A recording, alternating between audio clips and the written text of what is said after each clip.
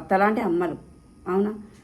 But కోడలు కూడా మనలాంటి కూతురే అనుకోకుండా కొడుకు భార్యను వదిలేసి పిల్లల్ని వదిలేసి వేరే రిలేషన్ పెట్టుకుంటే కొడుకులకు సపోర్ట్ చేస్తూ డైరెక్ట్గా కానివ్వండి, ఇండైరెక్ట్గా కానివ్వండి, బట్ కోడల మీద కోపంతో కానివ్వండి వదిలేసినా కూడా పట్టించుకోకుండా కొడుకులు వేరే వాళ్ళతో రిలేషన్ పెట్టుకుంటే వాళ్ళని సపోర్ట్ చేస్తూ ఉండే తల్లులు కూడా కనిపిస్తూ ఉన్నారండి ఇవాళ రేపు.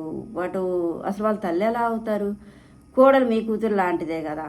బట్ ఇక్కడ మీరు గుర్తుంచుకోవాల్సింది ఏంటి అంటే, మీరు చేసిన తప్పుకి మీ కోడలు మీరు సపోర్ట్ చేయకుండా ఉండటం వలన వాళ్ళు ఎవరిని తెచ్చి ఏ రోడ్డు మీద తిరిగే వాళ్ళని తెచ్చినా కూడా మీరు నెత్తిన పెట్టుకోవాల్సిందే. ఎందుకంటే తప్పు మీలో ఉంది. సపోర్ట్ మీరు చేశారు, మీ కొడుకుని మీరు సపోర్ట్ చేశారు భార్య పిల్లల్ని వదిలేస్తుంటే.